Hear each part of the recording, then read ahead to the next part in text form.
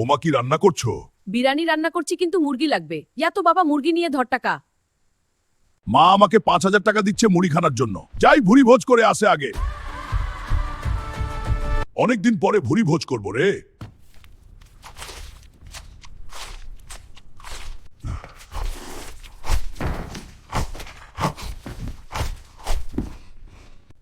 Hulk, তোমার বিল হইছে 5,000 টাকা।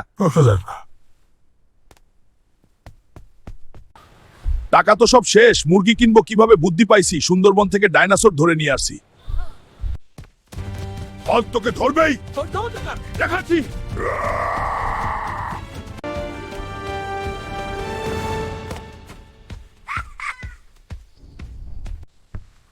মা দেখো কত বড় মোরগ নিয়ে আইছি। হ্যাঁ বাবা খুব বড় তো। অপদার্থ একটা মুরগিও ধরে রাখা।